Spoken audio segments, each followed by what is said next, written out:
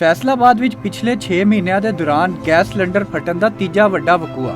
ਕੱਲ ਸ਼ਾਮੀ miller town ਦੇ ਇਲਾਕੇ ਉਸਮਾਨ ਟਾਊਨ ਵਿੱਚ ਉੱਪਰ ਹੇਠ ਕਈ ਸਿਲੰਡਰ ਫਟਣ ਪਾਰੋਂ ਲੱਖਾਂ ਰੁਪਈਆ ਦੇ ਨੁਕਸਾਨ ਦੇ ਨਾਲ 4 ਜੀਅ ਵੀ ਫੱਟਰ ਹੋ ਗਏ, ਜਿਨ੍ਹਾਂ ਦਾ ਦਵਾ ਦਾਰੂ ਅਲਾਈਡ ਹਸਪਤਾਲ ਵਿੱਚ ਕੀਤਾ ਜਾ ਰਿਹਾ ਹੈ। ਰੈਸਕਿਊ ਟੀਮਾਂ ਨੇ ਵੇਲੇ ਸਿਰ ਪਹੁੰਚ ਕੇ ਅੱਗ ਤੇ ਕਾਬੂ ਪਾ ਲਿਆ। ਤਫਸੀਲ ਦੇ ਮੁਤਾਬਕ ਆਸਫ ਨਾਮੀ ਜੀ ਗੈਸ ਦੀ ਰੀਫਿਲਿੰਗ ਦਾ ਗੈਰ ਕਾਨੂੰਨੀ ਕੰਮ ਕਰ ਰਿਹਾ ਸੀ।